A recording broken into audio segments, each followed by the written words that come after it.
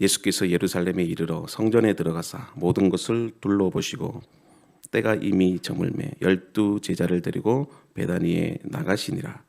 이튿날 그들이 베다니에 나왔을 때에 예수께서 시장하신지라 멀리서 잎사귀 있는 한 무화과 나무를 보시고 혹 그 나무에 무엇이 있을까 하여 가셨더니 가서 보신즉 잎사귀 외에 아무것도 없더라. 이는 무화과의 때가 아님이라. 예수께서 나무에게 말씀하여 이르시되 이제부터 영원토록 사람이 내게서 열매를 따 먹지 못하리라 하시니 제자들이 이를 듣더라. 그들이 예루살렘에 들어가니라. 예수께서 성전에 들어가사 성전 안에서 매매하는 자들을 내쫓으시며 돈 바꾸는 자들의 상과 비둘기 파는 자들의 의자를 둘러 엎으시며 아무 물건을 가지고 성전 안으로 지나다님을 허락하지 아니하시고 이에 가르쳐 이르시되 기록된 바 내 집은 만민이 기도하는 집이라 칭함을 받으리라 하지 아니하였느냐. 너희는 강도의 소굴을 만들었도다 하시매 대제사장들과 서기관들이 듣고 예수를 어떻게 죽일까 하고 꾀하니 이는 무리가 다 그의 교훈을 놀랍게 여김으로 그를 두려워하밀러라. 그리고 날이 저물매 그들이 성 밖으로 나가더라.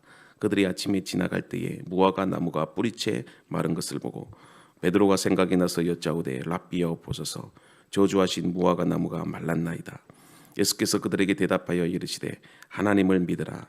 내가 진실로 너희에게 이르노니 누구든지 이 산더러 들리어 바다에 던지리라 하며 그 말하는 것이 이루어질 줄을 믿고 마음에 의심하지 아니하면 그대로 되리라. 그러므로 내가 너희에게 말하노니 무엇이든지 기도하고 구하는 것은 받은 줄로 믿으라. 그리하면 너희에게 그대로 되리라. 서서 기도할 때에 아무에게나 혐의가 있거든 용서하라. 그리하여야 하늘에 계신 너희 아버지께서도 너희 허물을 사하여 주시리라 하시니라. 아멘. 여러분들도 이 교회를 위해서 계속해서 기도하시고, 약간 단점은 뭐냐면 이게 시트지가 빛이 차단이 돼서 약간 좀 어두운 그런 경우들이 많이 있더라고요. 그래서 그래도 좀 밝은 색깔이라 괜찮은데, 그럼에도 불구하고 우리의 마음의 어두움은 주님의 빛으로 그렇게 회복이 될 수 있도록 여러분들 같이 기도해 주실 수 있기를 바랍니다.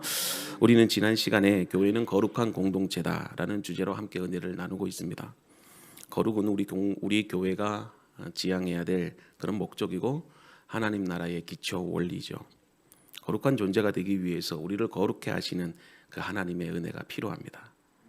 그 거룩한 존재됨을 위해서 하나님은 거룩한 실천, 우리의 존재됨이 실천으로 이루어질 때 그게 성화이고 그 성화를 통해서 열매를 맺는 것이 참된 거룩의 의미다. 그것을 지난 시간에 배웠습니다. 오늘은 8번째 그 만민의 교회는 만민의 기도하는 집이다. 이 주제를 가지고 올바른 이 교회됨을 다시 한번 확인하는 그런 시간이 되기를 바랍니다. 오늘 이 본문의 말씀은 신약 성경 4복음서에 모두 기록될 정도로 이 예수님의 그 성전 정화 사건, 청결 사건이라고 하는데 그 사건이 다 기록이 되어 있죠. 여러분, 4복음서에 다 기록이 되어 있다는 것은 이 복음서를 쓴 이 제자들이 모두가 동일하게 중요한 메시지가 있다는 것을 여러분들에게 알려주기 위한 그런 뜻이 있다고 믿습니다. 여러분, 마태, 마가, 누가는 이 성전 청결 사건을 이 마지막 예수님께서 예루살렘에 입성하시고 나서 이 공생의 후반에 그 십자가 사건 그 이전에 일어났던 사건으로 그렇게 기록을 하고 있어요. 그런데 요한복음은 좀 달라요. 요한복음을 읽어보면 이 성전 정화 사건이 이 공생의 초기에 일어납니다. 이 공통점은 그러나 이 복음서의 이 저자들이 이 성전 청결 사건이 결정적으로 예수님의 십자가의 그 죽으심을 가져다 두는 이유가 되었다는 것과 예수님께서 이 구약에 예언된 그 하나님의 아들 메시아라는 사실을 의심 없이 이 사건을 통해서 강조하고 있습니다. 왜 그러면 예수가 이 구약에 예언된 메시아라는 이 사실을 예루살렘에서, 그것도 그 성전 안에서 일어났던 이 정화 사건을 통해서, 청결 사건을 통해서 그렇게 강조하고 싶었던 것일까? 그것을 오늘 이 말씀을 통해서 여러분들이 이해할 수 있기를 바라요. 우리는 계속해서 교회란 무엇인가라는 주제를 가지고 말씀을 나누고 있습니다. 다시 한번 정리해 볼게요. 교회의 시작은 예수 그리스도입니다. 그리고 교회는 하나님의 부르심을 받은 거룩한 선교적인 공동체예요. 그래서 십자가의 피로 세운 이 교회는 그리스도가 주인이시며 교회의 머리는 예수 그리스도가 되심으로 우리는 예수 그리스도를 중심으로 한 몸을 이루는 유기적인 연합체입니다. 여러분, 예수님께서 이 땅에 성육신 하신 이유는 우리를 죄에서 구원하기 위한 구속사적인 메시지가 있지만 그뿐만이 아니라 하나님 나라의 회복과 그 회복의 중심으로서는 교회로서 여러분들을 보내신 바로 여러분들 자신에게 있다는 것입니다. 그러므로 여러분들, 오늘 우리가 말씀을 통해서 이해해야 될 이 성전 청결 사건은 참 성전이 무엇이고 우리가 교회로서 부름을 받았는데 그러면 우리가 어떤 교회가 될 것인가에 대한 하나님의 뜻을 오늘 말씀을 통해서 계시해 주고 있습니다. 그래서 여러분들이 오늘 이 말씀을 통해서 정말 참 성전이 무엇이고 그리고 하나님의 나라를 위해서 어떤 성전을 만들어 가야 될 것인가, 이 일을 결단하고 헌신하는 그런 시간들이 되실 수 있기를 바랍니다. 신약 성경에 보면 예수님께서 분노하시는 경우들을 우리는 몇 번 볼 수 있어요. 근데 그 대상이 주로 유대 종교 지도자들입니다. 이유가 뭘까요? 위선과 탐욕에 대한 것입니다. 그 중에서도 예수님이 가장 분노하시는 사건이 있는데 이 정도로 분노하실 줄은 몰랐어요. 그거는 바로 오늘 본문에 나타난 이 성전에서 장사하는 자들, 매매하는 자들, 돈 바꾸는 자들, 비둘기 파는 자들의 이 상을 뒤집어 엎으시고 심지어는 채찍까지 만들어서 그들을 다 성전에서 쫓아내십니다. 그래서 오늘 15절 말씀 한번 읽어보는데 15절 말씀, 그들이 예루살렘에 들어가니라 예수께서 성전에 들어가사 성전 안에서 매매하는 자들을 내쫓으시며 돈 바꾸는 자들의 상과 비둘기 파는 자들의 의자를 둘러 엎으시며. 자, 여러분들, 오늘 이 본문 말씀을 해석하는 데 있어서 또한 우리가 이 적용하는 데 있어서 이 단순히 교회에서 장사하는 자들의 그런 어떤 탐욕, 기도하지 않는 이 성도들을 질책하기 위해서 이 본문을 말씀하고 계실까? 그런 의미는 아닙니다. 자, 우리는 먼저 오늘 이 말씀을 이해하기에 있어서 이 구약에서의 성전이 어떤 곳인지에 대한 이해가 있어야 됩니다. 여러분, 예루살렘 성전은 이스라엘 백성들에 있어서 예배와 삶의 중심이었습니다. 거의 전부라고 해도 과언이 아니었죠. 이 성전은 하나님께서 택한 이 백성들이 유일하게 이 보이지 않는 하나님을 인격적으로 만나고 또 제사를 드리는 그런 장소였습니다. 그래서 하나님이 임재하시는 곳이었기 때문에 이 예루살렘 성전은 가장 거룩한 곳이었습니다. 성소에서 바쳐지는 이 속죄물을 통해서 이스라엘 백성들의 죄가 용서를 받게 되죠.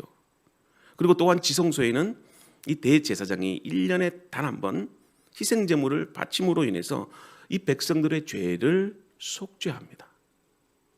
진정한 이 제사를 통해서 죄인이 거룩하신 하나님을 만나게 되는 것이죠. 그래서 처음에 성막, 그리고 이스라엘 백성들이 가나안 땅에 들어가서 이제 성전을 통해서 하나님을 만나게 됩니다. 그래서 이 성전은, 교회는 하나님의 거룩하신 임재가 있는 곳이에요. 그리고 죄인이 하나님을 만나는 곳입니다. 이건 엄청난 은혜죠. 그리고 이스라엘 백성들이 약속의 땅으로 들어간 후에 이제 처음에는 제가 성막을 통해서 하나님께서 이스라엘 백성들을 만났지만 이제는 이 솔로몬 시대에 이르러서는 비로소 예루살렘에 뭐가 세워지죠? 성전이 세워지게 됩니다.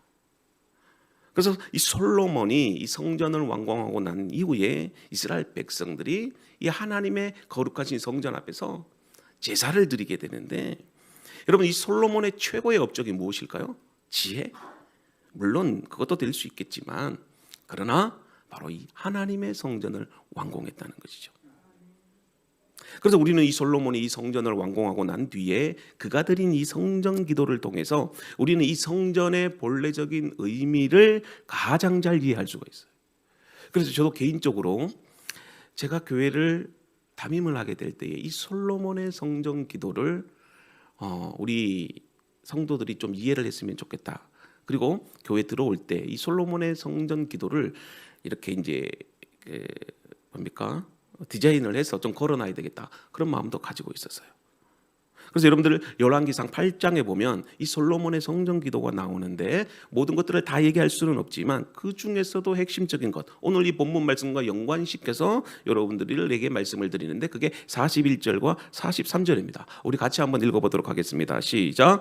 또 주의 백성 이스라엘에 속하지 아니하는 자 곧 주의 이름을 위하여 먼 지방에서 온 이방인이라도 그들이 주의 크신 이름과 주의 능한 성과 주의 퍼신 팔의 소문을 듣고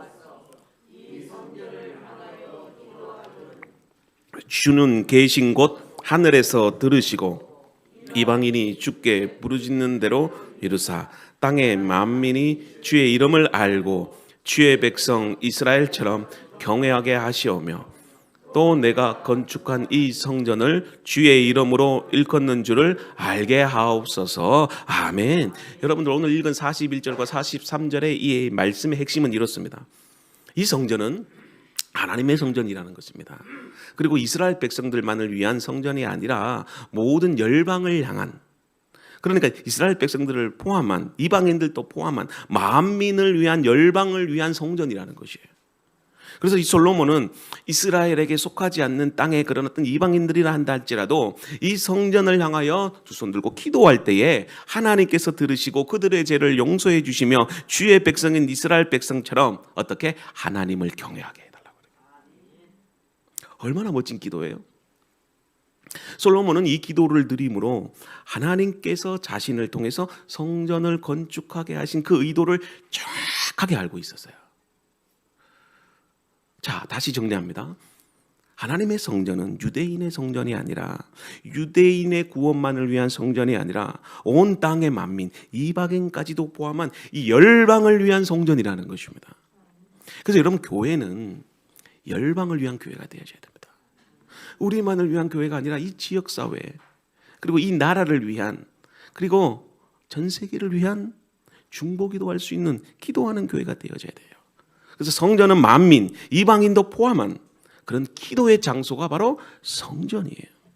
예수님도 성전을 청결하시면서 이사야 56장 7절과 예레미야 7장 11절의 그 내용을 인용하시면서 하나님의 성전은 만민의 기도하는 집이라고 선포하셨습니다.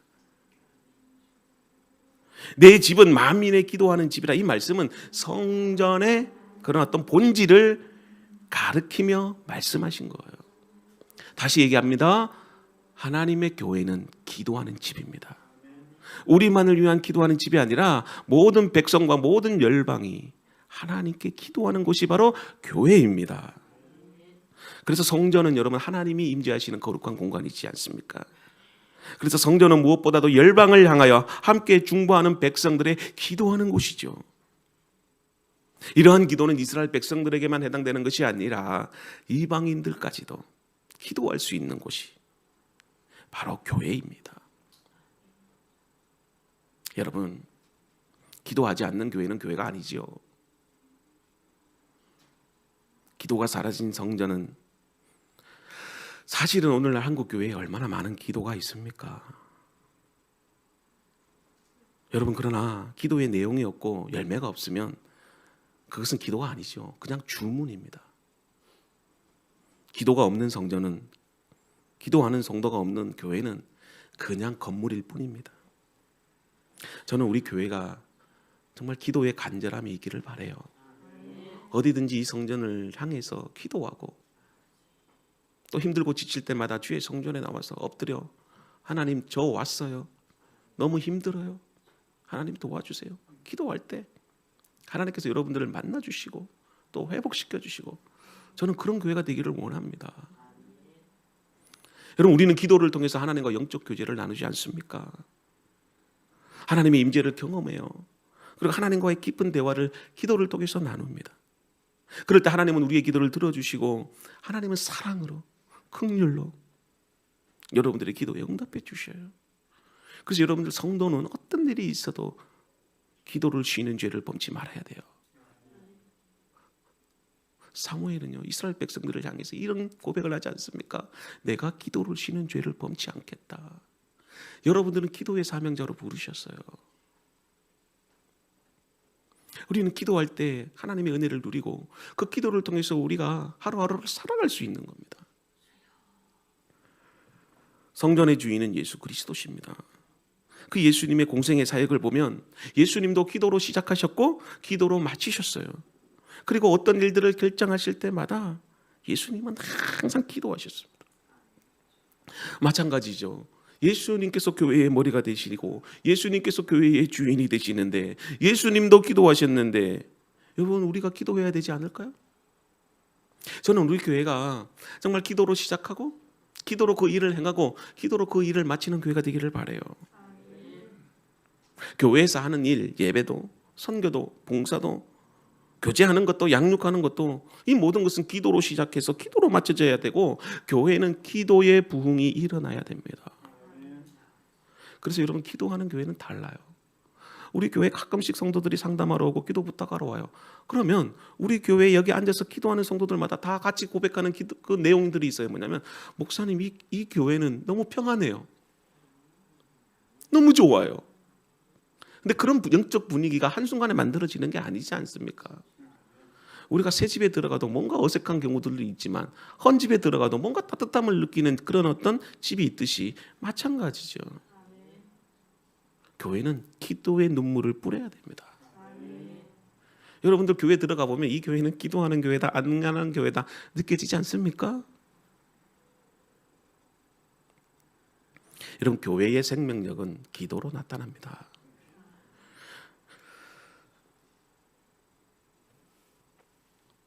여러분 이러한 기도는 이스라엘 백성들에게만 해당되는 것이 아니죠. 이방인들까지도 와서도 기도할 수 있는 것. 저는 우리 교회가 기도하는 그런 교회가 되기를 진심으로 소망합니다. 기도의 능력과 기도의 은혜가 있는 교회가 되기를 바라요. 여러분 다시 선포합니다. 우리 대전 노den교회는 열방을 향하여 한국을 향해서 대전을 위해서 이 지역사회를 위해서 여러분들의 가정을 위해서 자녀들을 위해서 남편들을 위해서 아내들을 위해서 기도하는 교회로 세워졌습니다. 여러분 교회가 기도를 잃어버리면 다 잃어버립니다. 그러나 교회가 기도할 때 놀라운 부흥이 일어났습니다. 초대교회의 부흥은 기도로 된 겁니다. 한국 교회가 이렇게 부흥하고 성장할 수 있는 것도 다 기도로 된 것입니다. 여러분 기도로 선교했고 기도로 하나님의 나라가 확장이 되었습니다. 왜 우리가 영적 싸움에서 날마다 사단에게 패배하는 줄 아십니까? 기도하는 사람이 없기 때문에 그렇습니다. 기도의 형식, 기도의 시간은 많은데 마음으로 기도하고 뜨거운 눈물로 기도하는 기도자가 없기 때문에 우리가 지는 것입니다. 신앙생활에 있어서 여러분들 우리가 잃어버려서는 안 되는 것이 있습니다. 그것은 바로 기도예요. 기도자는 그 기도의 힘과 능력을 압니다. 그렇기 때문에 기도하지 않습니까? 요즘 한국 교회가 저는 점점 기도를 잃어버린다고 생각합니다. 뭐 기도의 프로그램이나 뭐 기도의 시간이 적기 때문이라고 저는 생각하지는 않아요. 많습니다.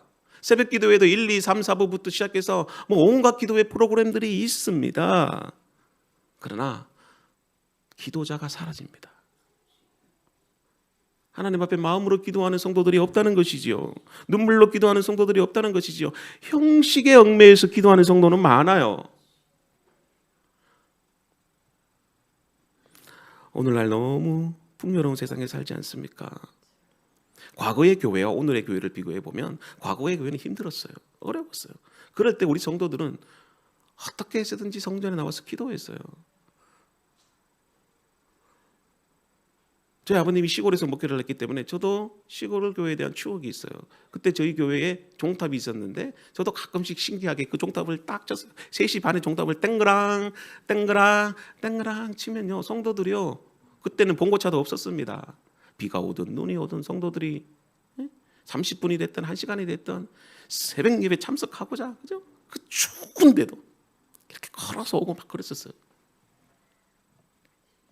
요즘은 봉고차를 돌아도 안 옵니다. 여기 난로를 갖다 놓고 인터넷으로 우리 기도합시다 해줘 안 봅니다.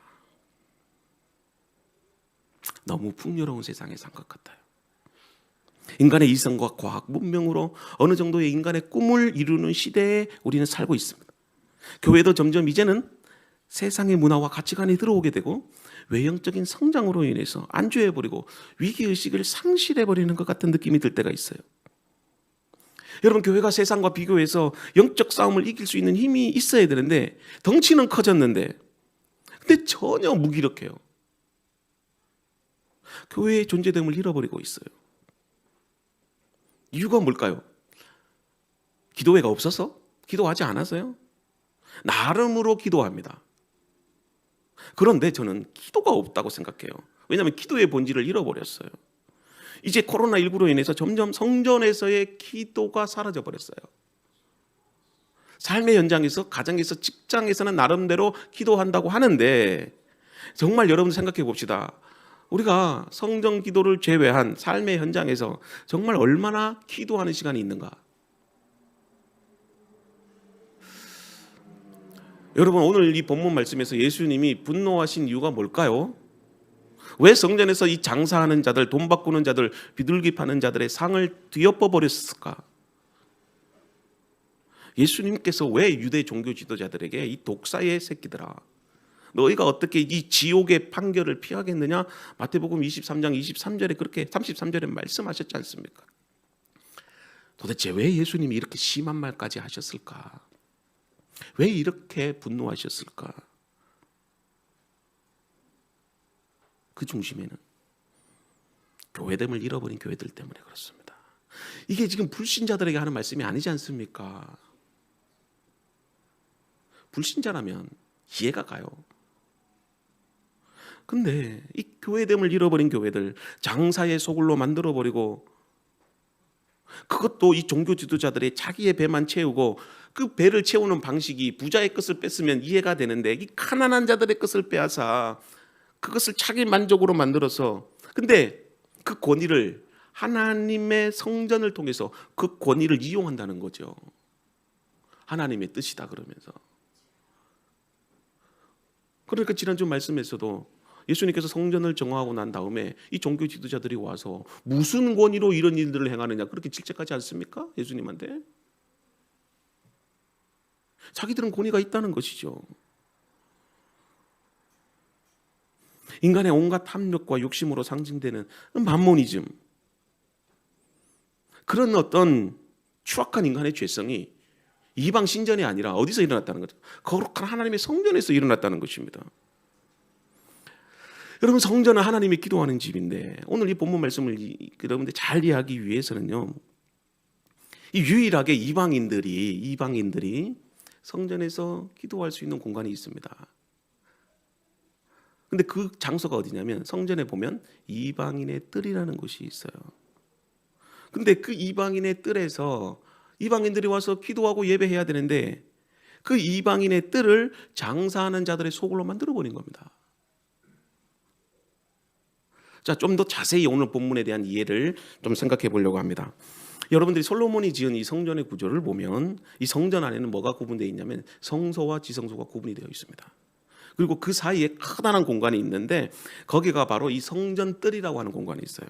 근데 이 성전 뜰은 성전 이 바깥을 말하는 겁니다. 근데 거기에 이방인 뜰이라고 같이 이렇게 사용을 해요. 그래서 이방인들이 성전에는 들어올 수 없어요. 그래서 이방인들이 와서 하나님께 이방인 뜰에서 기도하도록 예배하도록 만들어진 그 이방인을 위해서 따로 예비된 장소가 있습니다. 자, 그런데 그 화려했던 이 솔로몬의 성전이 그들의 범죄로 인해서 바벨론에 의해서 파괴가 됩니다. 그래서 그 포로 공동체가 다시 귀환을 하게 되고 스룹바벨이 다시 성전을 재건하게 되죠.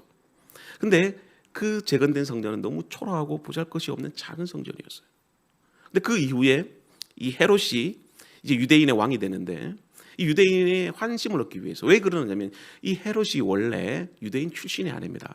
그런데 여러분들 유대인들은 어떤 정치성이 강한 민족이지 않습니까? 선민이기 때문에 이 에돔 출신인 헤롯을 왕으로 인정하지 않습니다. 근데 그때는 로마의 지배에 있었기 때문에 이 분봉왕이라고 해서 로마 황제가 이렇게 임명해 주는 왕을 그 지배하는 그 나라마다 이렇게 세우는 거죠. 근데 헤롯이 해당이 되는데 유대인들이 인정을 하지 않으니까 유대인들의 환심을 사기 위해서 대규모 성전 공사를 진행을 해요. 정말 큽니다. 솔로몬 성전의 거의 한 3-4배 정도 되는 크기예요. 지금 여러분들이 성지순례를 못 가지만 과거에 성지순례를 가보면 헤롯 성전의 모형이 있습니다. 근데 거의 헤롯 성전이 그 예루살렘 성의 거의 3분의 1을 차지할 정도로 대규모 큰 그런 공사예요. 근데 지금은 다 무너졌어요. 다 무너지고 없습니다. 여러분들 통곡의 벽이라고 하는 그 벽만 남아 있는 것을 보게 되는데, 그래서 그 헤롯 성전의 모형을 전시해 놓은 그런 곳이 있는데 그 사진으로 보면 이렇게 생겼어요. 사진으로 한번 보여주세요. 바로 저렇게 생겼습니다. 지금 모형이에요. 그래서 이방인의 뜰은 바로 이 성전, 지성소와 성소, 그리고 그 공간은 유대인들만 들어가고 있고 그 성소와 지성소를 제외한 그 옆에 그 공간이 바로 이방인의 뜰이에요. 그리고 이스라엘의 뜰이 있고 여인의 뜰이 있고, 그는 이스라엘 백성들만 들어갈 수 있는 공간이고 그 나머지 이방인들은 그 성전 외벽, 성전 뜰에 있는, 그게 바로 이방인들의 뜰이에요. 바로 이곳이 이방인들이 유일하게 예배하고 제사할 수 있고 기도할 수 있는 그 공간입니다. 근데 유대인들은 예루살렘에 성전이 있잖아요. 그렇기 때문에 언제든지 성전에 와서 유대인들은 기도하면 됩니다. 근데 이방인들은 쉽게 예루살렘에 올 수가 없어요. 여러분, 오늘 말씀에도 보면 예수님이 성전에 들어간 그 시점이 유월절을 앞둔 시기라고 그렇게 말을 하고 있어요. 이 유월절에는요, 온 흩어져 있던 유대인들이 다 모이는 시간이에요. 절기예요. 그래서 예루살렘 성전에 이 흩어져 있던 고대 근동에 있던 유대인들과 이방인들이 예물을 가지고 성전으로 몰려드는 그 시기예요. 그래서 학자들에 의하면 그때 50만에서 100만 명이 온다고 합니다. 그래서 이제 제사를 드려야 되지 않습니까? 예루살렘에 뭐하러 오겠어요? 제사를 드리러, 6월절 제사를 드리러 오지 않습니까? 그러면 여러분, 제사를 드리려면 뭐가 필요하죠? 그렇죠? 제물이 필요하지 않습니까? 왜냐하면 자신의 죄를 사함받고 하나님을 만나기 위해서 옵니다. 귀한 예물을 가지고 와요. 고생하면서 힘들게 먼 나라에서 주의 성전을 사모하면서, 시편에 보면 나오잖아요. 주의 성전을 사모하는 열심, 기뻐하면서 성전에 올라가는 노래를 부르는 것들을 우리가 보게 되잖아요. 그때 그 유대인들과 이방인들이 그 시편 찬송을 부르면서 성전으로 올라가는 겁니다. 그래서 이방인들도 이 교회, 이 성전에 와서 기도하고 예배할 수 있도록 그렇게 공간이 있어요. 근데 오늘 말씀을 보니까 그 유일하게 이방인들이 하나님을 예배하고 기도하도록 만들어 놓은 그 장소를 유대인들이, 종교 지도자들이 자기의 이 배부름과 탐욕을 위해서 성전세를 받고 또 예물을 파고 사는 그런 장소로 빼앗아 버렸어요. 자, 17절 말씀, 예수님이 뭐라고 하시는지 우리 한번 읽어봅니다. 시작. 이에 가르쳐 이르시되 기록된 바 내 집은 만민이 기도하는 집이라 칭함을 받으리라고 하지 아니하느냐. 너희는 강도의 소굴을 만들었도다 하시매. 지금 예수님께서 유대 종교 지도자들과 유대인들을 향해서 너희들이 이 성전을 강도의 소굴로 만들었다. 좀 더 구체적으로 이 말씀을 이해해 봤으면 좋겠어요. 세계 도처에 흩어져 있던 이 유대인들 그리고 이방인들이 6월절이 되면 예루살렘 성전을 찾습니다. 자, 그러면 제일 먼저 뭘 내야 되냐면 성전에 들어가기 위해서 성전세를 내야 돼요. 그래서 성전은 여러분들 우리가 헌금을 드릴 때도 좀 깨끗하고 좀 좋은 돈을 여러분들 헌금 내지 않습니까? 마찬가지죠. 성전에 내는 돈은 거룩해야 된다고 하면서 성전 안에서만 통용되는 은이 있어요. 그래서 그걸 바꿔야 됩니다. 그래서 별도의 화폐가 존재를 해요. 그리고 두 번째, 성전에서 드리기 위해서 뭐가 필요하다? 제물이 필요하잖아요. 짐승이 필요한 거죠. 근데 여러분 생각해 보세요. 수마리 길에 있는 먼 지방에서 오는 사람들이 짐승을 끌고 어떻게 올 수 있겠어요? 너무 어려운 겁니다. 그래서 그들을 위해서 짐승을 직접 끌고 오지 않아도 돈만 가지고 오면 성전에서 짐승을 살 수 있도록 했어요. 이거는 좀 배려하는 의미도 있어요. 근데 중요한 것은 뭐냐면, 그래서 이렇게 자연스럽게 돈을 바꾸는 환전소가 필요하고, 아까는 성전세를 내야 되기 때문에 그 다음에 짐승을 살 수 있는 가축 시장이 또 있어야 되잖아요. 근데 처음에는 이 성전 근처인 이 감난산 지역에 그 시장과 매매소가 있었다고 해요. 근데 그 모든 권한을 누가 가졌냐면 사내들인 공유에, 지금으로 말하면 종교와 정치가 이렇게 하나가 된 국회 정도 이렇게 될 거예요. 근데 이 환전소와 이 가축 시장을 들여서 벌어들이는 돈이 근데 사실은 엄청나요. 근데 거기에 만족하면 되는데 이 대제사장들이 자기의 권위를 이용해서 또 하나의 시장을 성전 안에다가 만드는 겁니다. 그 중에 하나가 뭐냐면 바로 이방 사람들을 위한 바로 이방인의 뜰에서 시장을 만들어 놓는 거예요. 여러분 아까 제가 얘기를 드렸잖아요. 이방인들이 와서 유일하게 예배하고 기도할 수 있는 그 공간이 뭐죠? 이방인의 뜰입니다. 근데 그 공간을 이미 돈을 많이 벌어들였어요. 환전소와 시장을 통해서. 근데 욕심이라는 게 이게 추악하고 탐욕해요. 또 그거를 권력을 이용해서 그 유일한 기도의 장소를 뭘로 만들었다? 장사하는 시장으로 만들어버렸어요. 그래서 그곳에서 장사꾼들이 한쪽에서는요 돈을 바꿔주고 왜냐? 성전세를 또 내야 되니까. 그리고 또 한쪽에서는 제사에 필요한 비둘기나 양이나 소를 팔아버리는 거죠. 여러분 성전세가 여러분들 얼마냐면 반세겔입니다. 반세겔인데 이 반세겔의 개념을 잘 모르는 것들 저도 깜짝 놀랐어요. 반세겔. 저는 그냥 동전 하나인 줄 알았어요. 근데 이 여러분들 1은세겔은 일반 노동자의 4일치 임금이랍니다. 그게 엄청난 거죠. 지금으로 따지면 1일 노동자의 품삯이 20만 원이에요. 근데 4일치면 얼마예요? 80만 원입니다. 근데 80만 원인데 성전에 들어가려면 반세겔이잖아요. 그게 반이잖아요. 그러니까 거의 오늘날 경제적인 가치로 일하면 40만 원이에요. 부자들이야 뭐 부담이 안 되겠지만 가난한 자들에게 있어서 이 반세겔도 사실은 내기 힘든 성전세예요. 그러나 자주 오는 곳이 아니기 때문에 아끼고 절약해서 또 그 성전세를 마련을 했잖아요. 자, 또 그뿐만이 아니라 또 뭐가 필요해요? 또 재물이 필요하지 않습니까? 근데 그 짐승은 흠이 없고 깨끗해야 돼요. 그런데 사람들은 흠이 없고 깨끗한 짐승을 가져왔다라고 한다 할지라도 검역관들이 통과시켜주지 않는 겁니다. 왜냐하면 프리미엄을 붙여야 되니까. 그걸 통해서 돈을 남겨 먹어야 되니까. 대신에 싼 값에 이 성전에서 파는 질 낮은 것들을 비싸게 팔아먹는 거예요. 그래서 성경학자들에 의하면 이 성수기 때에 절기 때죠. 이 짐승의 가격을 16배를 받는다는 겁니다. 근데 그 남은 엄청난 이 차액은 고스란히 장사꾼들하고 성전 귀족들이 나눠 먹는 겁니다.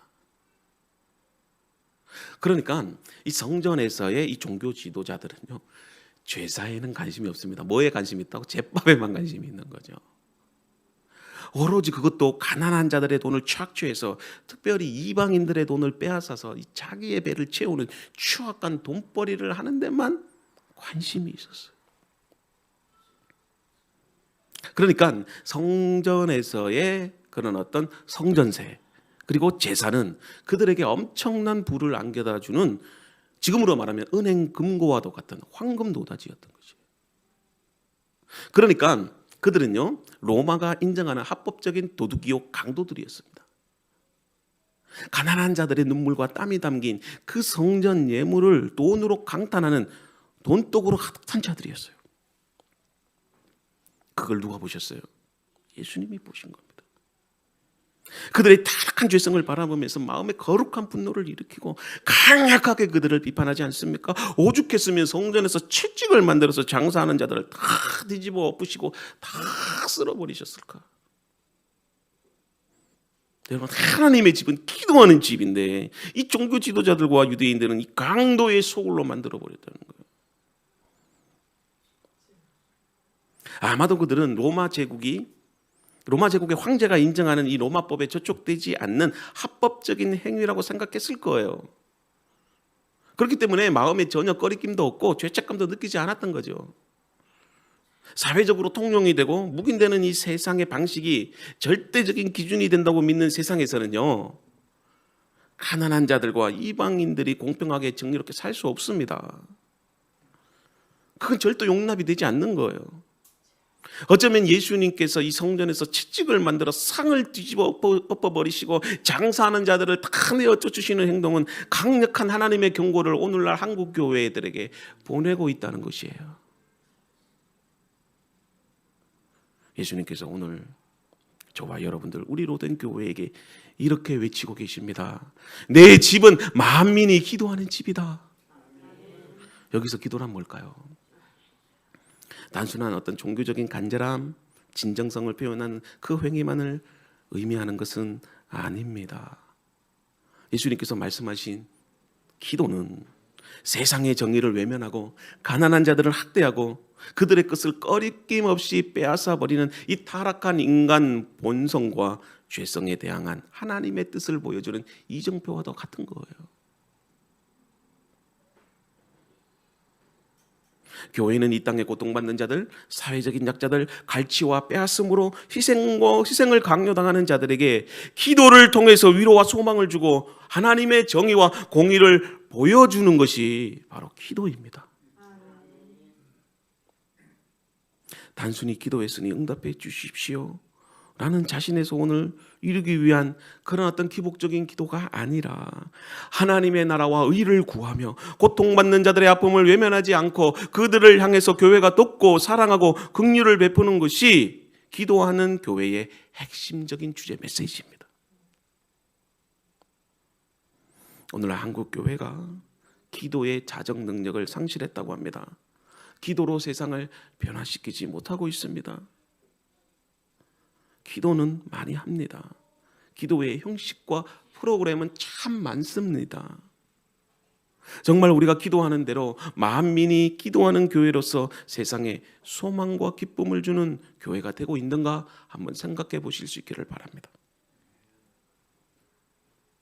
기도란 개인의 그런 어떤 강구적인 의미도 포함하고 있지만 그러나 그게 전부 다가 아니지요. 개인의 편의와 복을 위한 어떤 무속적인 도구로 기도해서는 안 된다는 것입니다.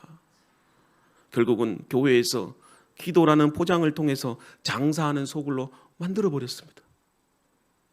종교 지도자들이 이사야 선지자가 외친 이사야 56장 6절에 내 집의 만민의 기도하는 집이라 일컬음이 될 것임이니라. 정말 이 말씀을 몰랐을까요? 다 알고 있었을 겁니다. 그런데 유대 종교 지도자들은 기도를 마치 자기의 만족과 유익, 배부름을 위한 기도로 변질시켜 나갔던 것입니다.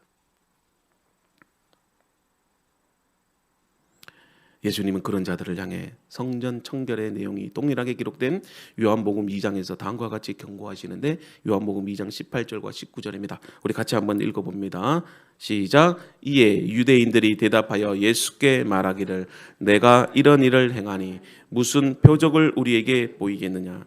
예수께서 대답하여 이르시되 너희가 이 성전을 헐라 내가 사흘 동안에 일으키리라. 여러분 기도가 없고 그 기도 대신에 개인의 탐욕과 욕심으로 가득 차 있는 그런 기도를 하는 교회들을 어떻게 하겠다고요?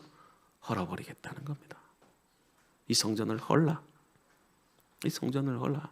유대인들이 그토록 생명과 같이 여겼던 그 성전을 헐어버리겠다는 겁니다. 실제로 그 헤롯 성전이, 솔로몬 성전이, 스룹바벨 성전이 다 허물어졌다는 걸 알고 계십니까? 그 자리에 지금 성지순례를 가보면 뭐가 남아 있어요? 이슬람 사원이 있습니다. 황금돔이 있습니다. 그 화려했던 하나님의 성전, 이스라엘 백성들이 죄 용서함을 받고 하나님의 긍휼하심을 입고 하나님을 만났던 그 거룩한 장소에 성전이 지금 없습니다.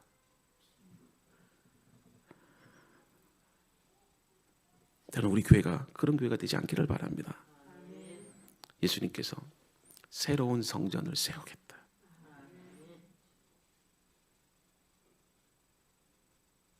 기도하는 하나님의 성전을 장사하는 소굴로 만들어버린 교회는 교회가 아니죠. 오늘 이 시간 우리 함께 기도했으면 좋겠습니다. 오늘 여러분들 한국 교회에 기도할 수 있는 교회가 될 수 있도록 같이 기도하실 수 있기를 바랍니다. 어떤 교회가 참 교회고 하나님께서 원하시는 교회가 어떤 교회인지 정말 하나님, 우리 교회가 하나님의 나라와 의를 세우기 위한 고통받는 자들, 가난한 자들이 와서 마음껏 위로받고 소망을 받는 그런 교회가 되게 해 주옵소서. 그런 교회가 기도하는 교회입니다. 우리의 개인의 욕망을 위한 기도의 수단을 삼지 않게 하시고 기도를 통해서 하나님의 나라를 이루어가고 이 지역사회를 변화시키고 이 땅에 진정한 하나님의 공의와 정의가 강물처럼 흘러넘치게 해 주옵소서.